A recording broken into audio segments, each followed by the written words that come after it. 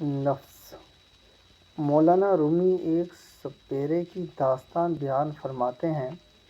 وہ سانپوں کی تلاش میں جنگلوں اور بیابانوں میں برف باری کے بعد سانپوں کی تلاش میں نکلا۔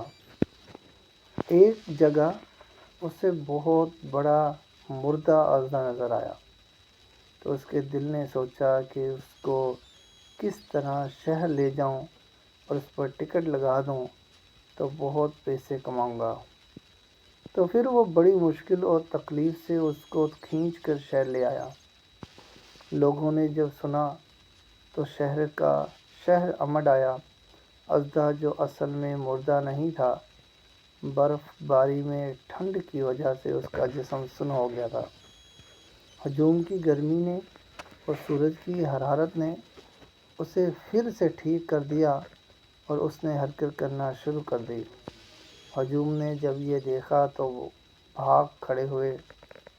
جس کا جدھر منہ ہوا دوڑ پڑا۔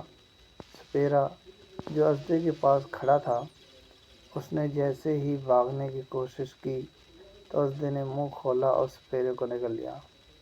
قریب ہی ایک بڑی عمارت میں بل کھا کر یوں زور لگایا کہ سپیرے کی ہڈیاں پھر سرما بن گئیں۔